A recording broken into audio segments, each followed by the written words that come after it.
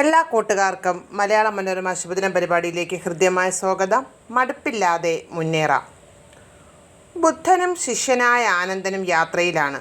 വളരെ ദൂരം പിന്നിട്ടപ്പോൾ ശിഷ്യൻ ചോദിച്ചു, നമുക്ക് പോകേണ്ട ഗ്രാമത്തിലേക്ക് ഇനി അധിക ദൂരമുണ്ടോ? ബുദ്ധൻ പറഞ്ഞു, ഇനി കുറച്ച് ദൂരമേയുള്ളൂ.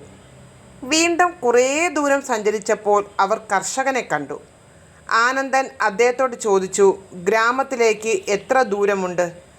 അയാൾ ബുദ്ധനെ നോക്കിയ ശേഷം പറഞ്ഞു, 2 മൈൽ ദൂരമേയുള്ളൂ. 10 മൈലോളം നടന്നപ്പോഴാണ് ഒരു വയോധിക എതിരെ വന്നത്. അവരോടും ശിഷ്യൻ ദൂരം ചോദിച്ചു. അവർ ബുദ്ധനെ നോക്കിയ ശേഷം പറഞ്ഞു, ഇനി 2 മൈൽ മാത്രം. ആനന്ദൻ ബുദ്ധനോട് ചോദിച്ചു, എന്തുകൊണ്ടാണ് ആളുകളെല്ലാം എന്നോട് നുണ പറയുന്നത്? ഇനിയും ഒരുപാട് ദൂരം കാണുമെന്ന് എനിക്കറിയാം. ബുദ്ധൻ പറഞ്ഞു, നിന്നിലെ തളർച്ച അവരെല്ലാം കാണുന്നുണ്ട്. യഥാർത്ഥ ദൂരം പറഞ്ഞാൽ നീ യാത്ര അവസാനിപ്പിക്കുമെന്ന് അവർക്ക് മനസ്സിലായി.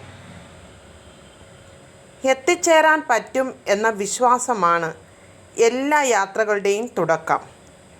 സ്വന്തമാക്കാൻ കഴിയും എന്ന ആത്മധൈര്യമാണ് എല്ലാ പരിശ്രമങ്ങളുടെയും ഊർജം. എല്ലാ ഉദ്യമങ്ങൾക്കും മുൻപും ഇടയിലും പരിഭ്രമവും ആകാംക്ഷയും ഉണ്ടാകും. അവയെ മറികടക്കാൻ കഴിയുന്നവർ മാത്രമേ മാർഗമധ്യേ പിൻവാങ്ങാതിരിക്കൂ.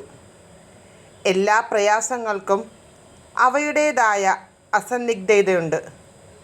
ശുഭാരംഭം മാത്രമേ കുറിക്കാനാകൂ. ശുഭാവസാനം എന്നത് പല ഘടകങ്ങളെയും ആശ്രയിച്ചാണിരിക്കുന്നത്.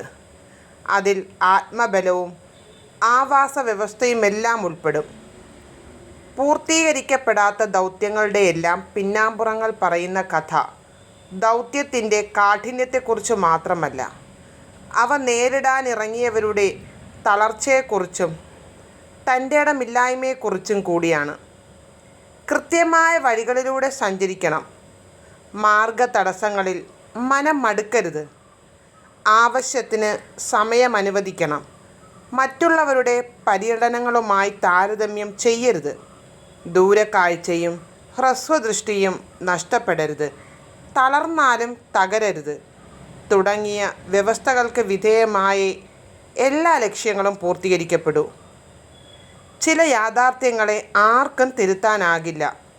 ദൂരം കുറയില്ല. കാഠിന്യം ലഘൂകരിക്കപ്പെടില്ല. കാലാവസ്ഥ ക്രമീകരിക്കപ്പെടില്ല. ചെയ്യാൻ കഴിയുന്നത് സ്വയം വ്യതിയാനം വരുത്തുക മാത്രമാണ്. നേരുന്നു ശുഭദിനം. സ്നേഹത്തോടെ ഷഹീൻ എസ്. നന്ദി, നമസ്കാരം. വീണ്ടും കാണാം ശുഭദിനവുമായി.